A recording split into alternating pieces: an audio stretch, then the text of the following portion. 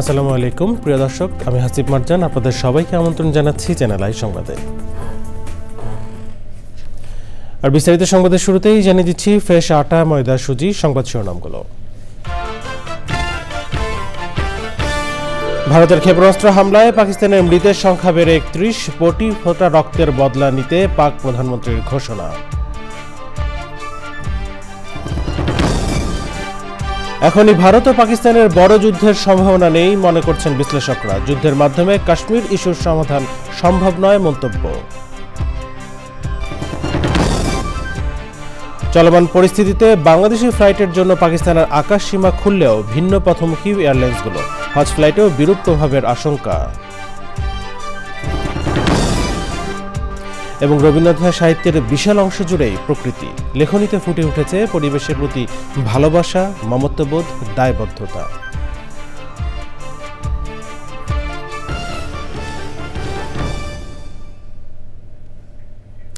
সংবাদ শিরোনামগুলো জানাচ্ছিলাম। এখনকার সংবাদের জন্য একই সঙ্গে চ্যানেলের ইউটিউব চ্যানেল এবং চ্যানেলের ওটিটি প্ল্যাটফর্ম স্ক্রিনে লাইভ স্ট্রিম হচ্ছে। চলেছে বিস্তারিত সংবাদে। বান্ডেল থাকলে প্রতি সেনমানিতে টাকা বাঁচবে। বিকাশ সেনমানি বান্ডেল কিনে জিতুন প্রতি লেনদেনে। আর শুরুতেই জানিয়ে দেব ভারত পাকিস্তান পরিস্থিতি।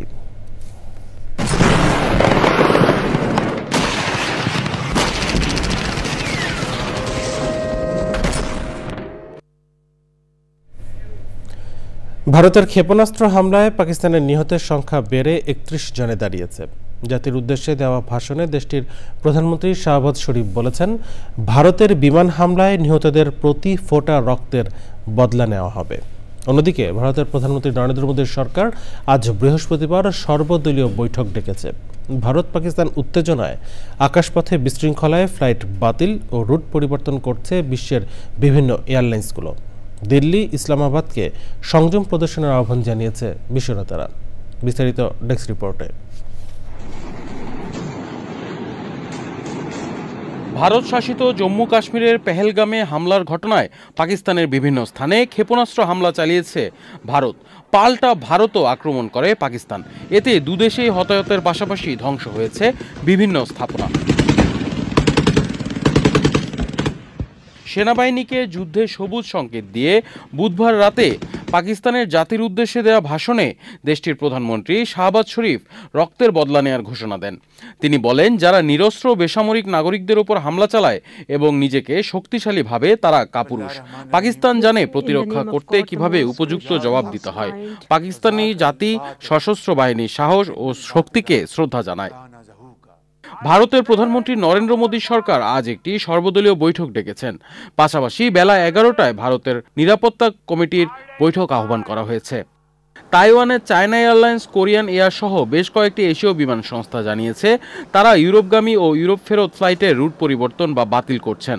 ভারতের হামলার পর ফ্লাইট ট্র্যাকিং ওয়েবসাইটগুলোতে ওমান, সংযুক্ত আরব আমিরাত ও কুয়েতের আকাশপথে বিভিন্ন বিমান সংস্থার ফ্লাইটের দীর্ঘ সারি দেখা গেছে।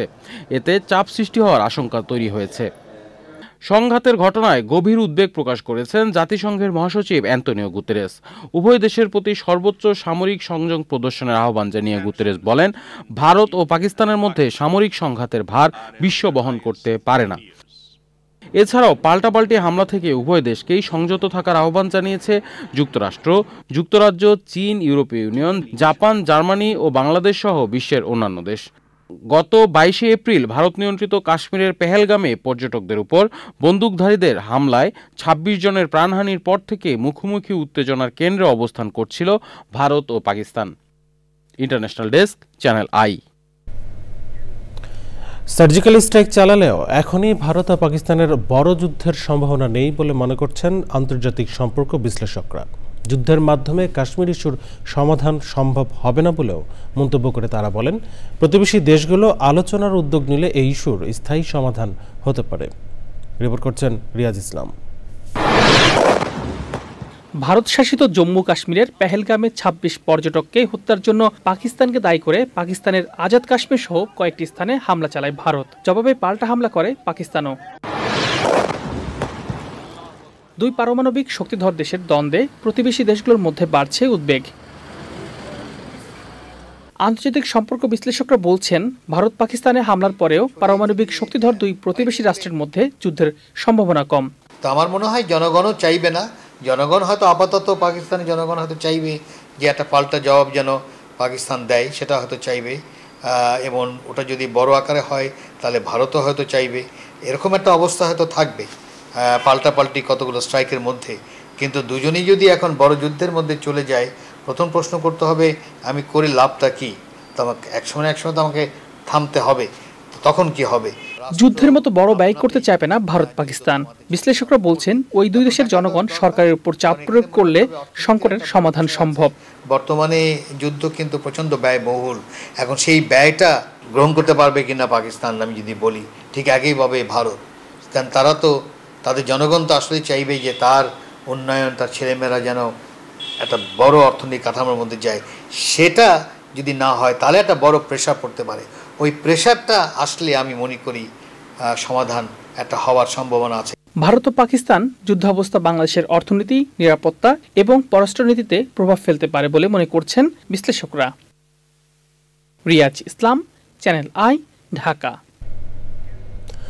ভারত পাকিস্তান পরিস্থিতিতে পাকিস্তানের আকাশসীমা ৪৮ ঘন্টার জন্য বন্ধ ঘোষণার পর আবার রুট খুলে দিল বাংলাদেশে চলাচলকারী বিভিন্ন এয়ারলাইন্স এখনও ভিন্ন পথেই ফ্লাইট পরিচালনা করছে।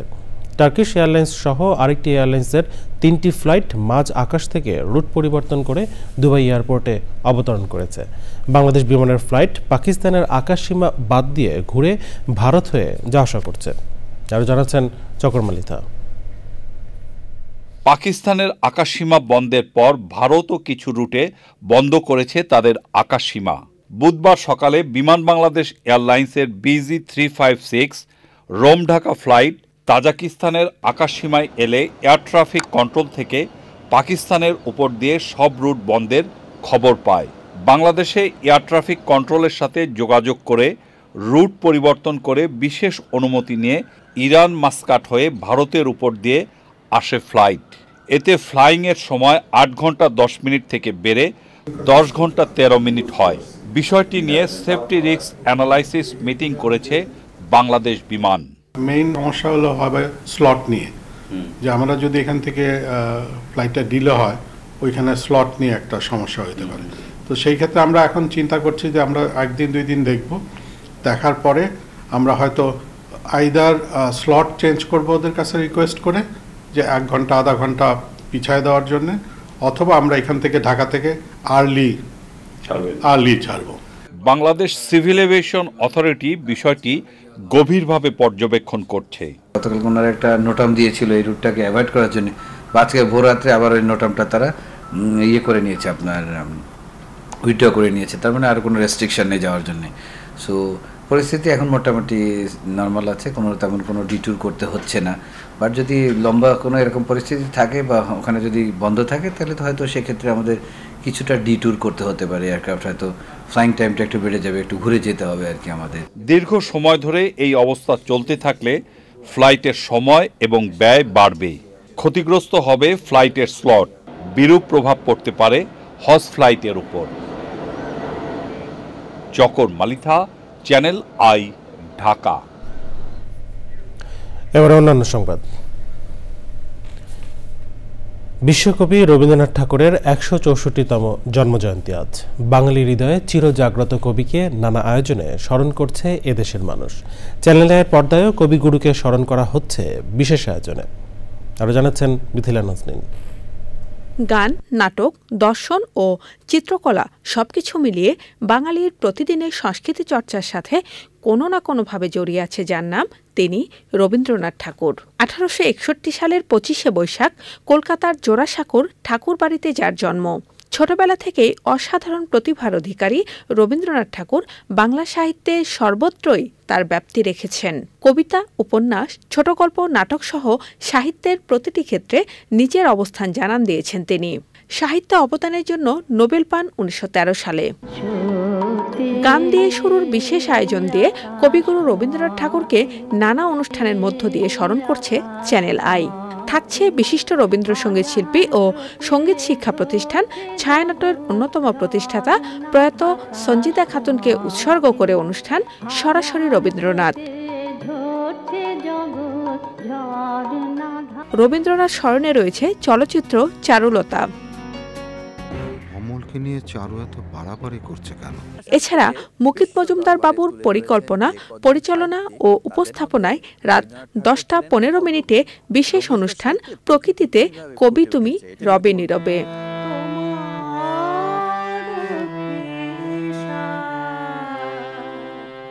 রাত 12:30 আরও থাকছে রবীন্দ্রসঙ্গীত শিল্পী অনিমা রায়ের একক সঙ্গীতানুষ্ঠান এলেম নতুন দেশে। Mithila Nasnin, channel I, Dhaka. রবীন্দ্রনাথের সাহিত্যের বিশাল অংশ জুড়ে রয়েছে প্রকৃতি। সবখানে প্রকৃতির প্রতি তার গভীর অনুরাগ এবং প্রকৃতির সৌন্দর্য বর্ণনা করেছেন সুনিপুণভাবে। তার শিল্পচিন্তা ও চেতনায় প্রকৃতি অন্যতম এক অনুষঙ্গ। নানা কথামালায় তিনি বলেছেন প্রকৃতি ও পরিবেশের কথা। দীর্ঘ জীবন প্রবাহে আর লেখনীতে তাই প্রকৃতির প্রতি ভালোবাসা, মমত্ববোধ আর দায়বদ্ধতা প্রকাশ করেছেন। রবীন্দ্র জয়ন্তী উপলক্ষে আফরোজা হাসির ডেস্ক রিপোর্ট।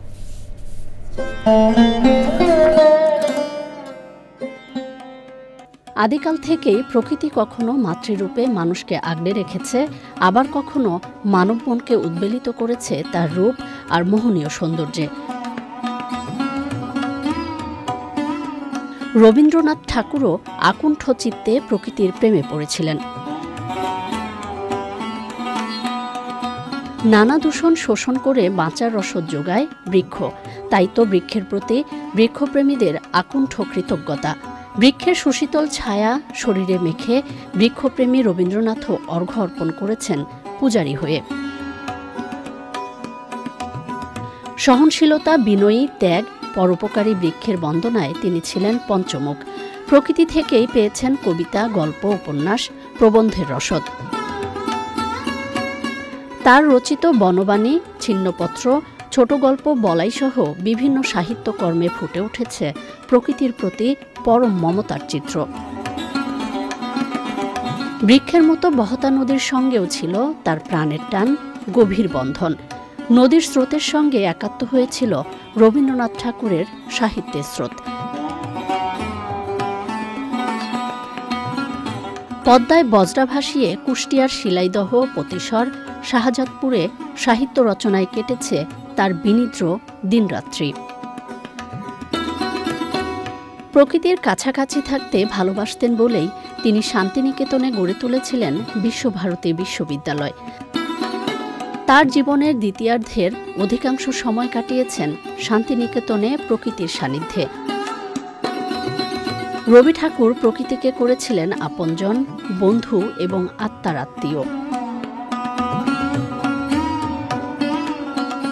আফরোজা হাসি, প্রকৃতি ও জীবন desk, channel I. Rabindra Jayanti উপলক্ষে বিশেষ আয়োজন প্রকৃতিতে কবিগুরু তুমি রবে নীরবে। দেখবেন প্রকৃতির জীবন অনুষ্ঠানে আজ রাত 10:15। ছাদ কৃষি এখন নগর জীবনে টেকসই কৃষির এক নতুন সম্ভাবনা, যা আরও কার্যকর এবং লাভজনক করতে প্রয়োজন ছাদ কৃষি অনুকূল ফসল উৎপাদনের সঠিক তথ্য ও আধুনিক প্রযুক্তির ব্যবহার। এমনই এক সম্ভাবনা জাগাতে গত 3 বছর ধরে শেকড় প্রযুক্তির অনুশীলন করছেন যশোরে এক উদ্যোক্তা। বিস্তারিত জানাচ্ছেন শেখ সিরাজ। যশোর শহরের উপকণ্ঠে হামিদপুর। এখানে মাত্র 1200 বর্গফুট ছাদে প্রযুক্তির ছোঁয়ায় গড়ে উঠেছে এক অনন্য সবজি ক্ষেত। বিচিত্র এই ফসলি ছাদ কৃষির উদ্যোক্তা কৃষিবিদ ইবাদ আলী এক্ষেত্রে অনুসরণ করছেন নিজের উদ্ভাবিত শেকড় প্রযুক্তি। মূলরমের সংখ্যা যত বেড়ে যাবে উৎপাদন তার তত বাড়বে, কিন্তু আমি যদি ড্রামে দেই তখন অল্প জায়গায় মূলরমের সংখ্যাটা কমে যায়, তখন ওই শিকড়টা চারদিকে সরাইতে পারে না। এর জন্য যে 4 ইঞ্চি মাটি দরকার, কিন্তু আমি যদি 16 ইঞ্চি ড্রামে দেই তাহলে নিচে যে 12 ইঞ্চি মাটি থাকলেও অকেজো থাকলো, কারণ ওখান থেকে সে ভিটামিন মিনারেল নিতে পারতেছে না। কিন্তু ওইটাকে যদি আমি পাশে বাড়াইতে পারি তাহলে ওর অনেক জায়গা পায়, মূলরমের সংখ্যা বেড়ে যায়, নিজে সহজে খাবারটা গ্রহণ করতে পারে এবং সে একেবারেই জমির মতো ফসল দিবে। এই প্রযুক্তির কল্যাণে শুধু রকমারি সবজি উৎপাদন নিশ্চিত হচ্ছে না, ছাদের উপর অতিরিক্ত ওজন না বাড়িয়েও মাটি ব্যবহারে রাখা হচ্ছে ভারসাম্য। এটা কাঠের একটা ফ্রেম করেছি, করার পরে এই কাঠের তক্তা দিয়ে এর পলিথিন আবার সিদ্ধ করে দিয়েছি।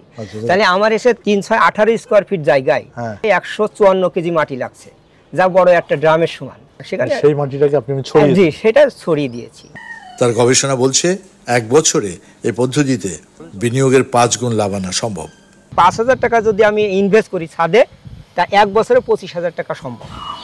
মাটি পানি সারের পরিমিত ব্যবহারের মাধ্যমে বেড পদ্ধতিতে শেকড় প্রযুক্তিতে ছাদ কৃষি ইতিমধ্যেই প্রমাণ করেছে ফসলের উৎপাদন বাড়িয়ে দেয়। যারা শহরে নগরে ছাদ কৃষি কিংবা আঙিনায় করছেন তাদের জন্য এই প্রযুক্তিটি একটি লাক্সারি প্রযুক্তি হতে পারে, যা ইতিমধ্যেই যশোরের ইবাদ আলী প্রমাণ করেছেন। যশোরের হামিদপুর থেকে শাইখ সিরাজ, চ্যানেল আই। এ নিয়ে বিস্তারিত প্রতিবেদন দেখবেন আজ বেলা 3:05 হৃদয় মাটি ও মানুষের ডাক অনুষ্ঠানে। এর সাথে সংবাদের সময় হয়ে গেল বিরতি নেবার, আর বিরতির পর জানিয়ে ফিরে এলাম বিরতির পর। স্বাগত আর একবার চ্যানেল আই সংবাদে। এই পর্যায়ে জানাবো কৃষি সংবাদ।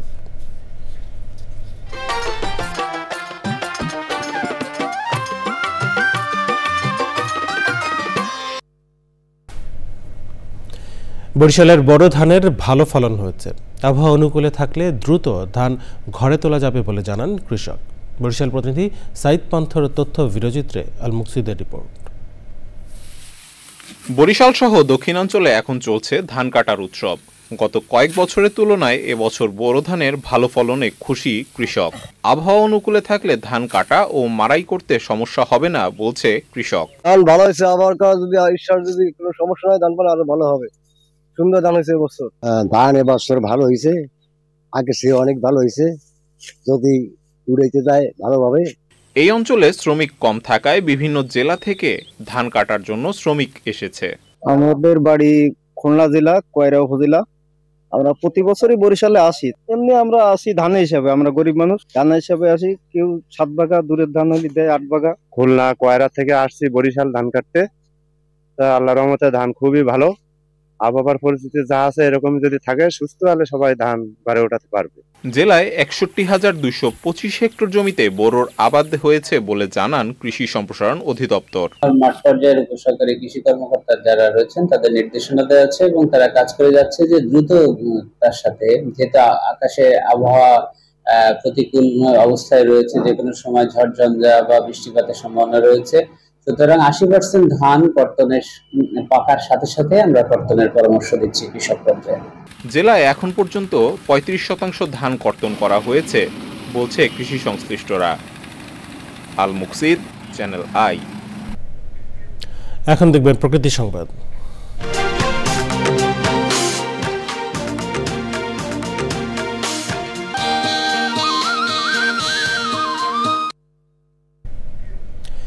খননের অভাবে মৃত প্রায় মেহেরপুরের কাজলা নদী। নাব্যতা হারিয়ে ফসলি জমিতে পরিণত হয়েছে নদীটি।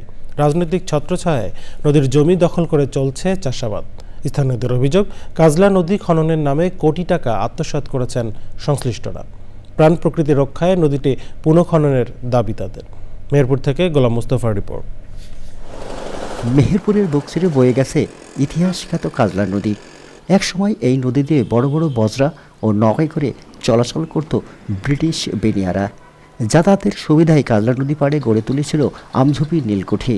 কিন্তু কালের বিবর্তনে আর ভূমিদস্যুদের কবলে প্রমত্তা কাজলা নদী এখন মৃত প্রায়। রাজনৈতিক প্রভাবে চলছে নদীর জমি দখল। নদীর বুক জুড়ে চলছে ফসল উৎপাদন।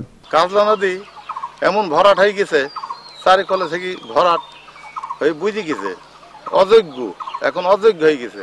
গত সরকারের সময় কিছু প্রজেক্ট হাতে নেওয়া হয়েছিল, তার আগে সরকারের সময় প্রজেক্ট হাতে নেওয়া হয়েছিল, কিন্তু কোনো প্রজেক্টই শেষ হয়নি। যে অবস্থা এখন, আগের যে অবস্থা ছিল এখন সেই অবস্থা নাই।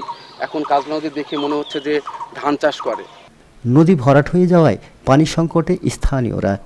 এখন আমাদের এই কাজলা নদী ভরাট হওয়ার কারণে মুক্ত পানি আর ব্যবহার করতে পারছে না, বরং নিচ থেকে যত বেশি পানি তুলছে আমাদের ওয়াটার লেভেল আরো নিচে নেমে যাচ্ছে।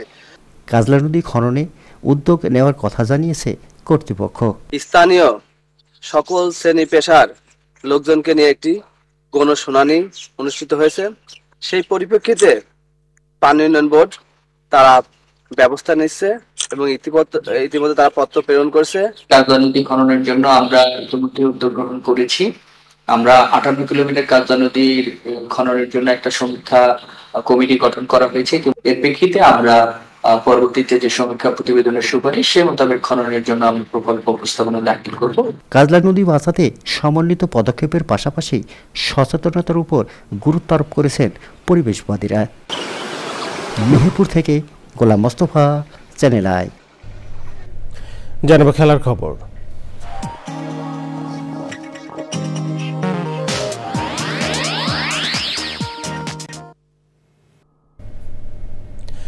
সিলেটে 3 ম্যাচের দ্বিতীয় ওয়ানডেতে নিউজিল্যান্ড এ দলের বিপক্ষে 87 রানের জয় পেয়েছে বাংলাদেশের দল। এই জয়ে 3 ম্যাচ সিরিজে 1-1 সমতা ফেরালো বাংলাদেশের যুবারা। সিলেট আন্তর্জাতিক স্টেডিয়ামে আগে ব্যাট করে 5 উইকেটে 344 রান তোলে ইয়াং টাইগাররা। চতুর্থ উইকেটে নুরুল সোহান এবং মাহিদুল অঙ্কনের 2 সেঞ্চুরিতে 225 রানের পার্টনারশিপে বড় সংগ্রহ তোলে স্বাগতিকরা। কিউই যুবাদের ওপর ছড়ি ঘুরিয়ে সোহান 112 এবং অঙ্কন খেলেন 105 রানের ইনিংস। জবাবে স্বাগতিকদের বোলিং তোপে 257 রানের অল আউট হয় নিউজিল্যান্ড এ দল। বাংলাদেশের হয়ে মোসাদ্দেক সৈকত 3টি এবং জোড়া উইকেট পেয়েছেন শরীফুল, তানভীর এবং শামীম পাটোয়ারি। একই ভেন্যুতে সিরিজ নির্ধারণী তৃতীয় ওয়ানডে হবে 10 মে।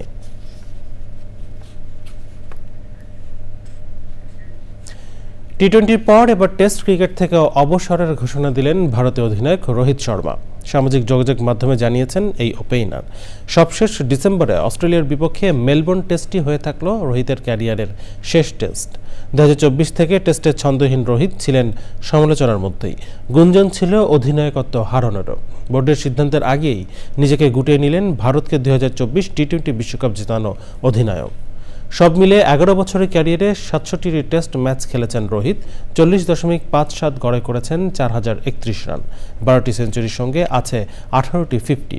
সাদা পোশাকের ক্রিকেট থেকে সরে গেলেও ওয়ানডে চালিয়ে যেতে চান রোহিত। 20 জুন লিডসে শুরু হবে ইংল্যান্ড ভারত 5 ম্যাচের টেস্ট সিরিজ। সেই সিরিজের আগেই নতুন অধিনায়কের নাম ঘোষণা করবে বিসিসিআই। এই দৌড়ে এগিয়ে আছেন বর্তমান টেস্ট দলের সহ অধিনায়ক জসপ্রীত বুমরা। সংবাদ শেষ করবো, তবে যাওয়ার আগে ফ্রেশ আটা, ময়দা, সুজি সংবাদ শিরোনামগুলো জানিয়ে দিচ্ছি আরও একবার। ভারতের ক্ষেপণাস্ত্র হামলায় পাকিস্তানের মৃতের সংখ্যা বেড়ে 31। প্রতি ফোঁটা রক্তের বদলা নিতে পাক প্রধানমন্ত্রীর ঘোষণা।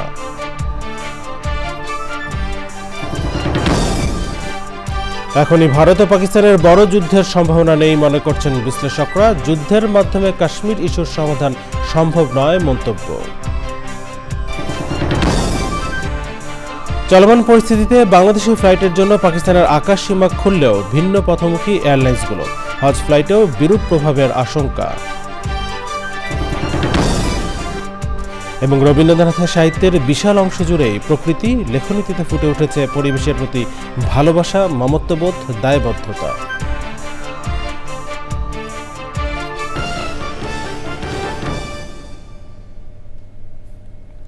চ্যানেলের সর্বশেষ সংবাদ জানতে ভিজিট করুন channelionline.com। যুক্ত থাকুন আমাদের সোশ্যাল মিডিয়া প্ল্যাটফর্মগুলোর সাথে। এই ছিল চ্যানেলের সংবাদ এখনকার আয়োজন। এতক্ষণ সাথে থাকার জন্য ধন্যবাদ সবাইকে।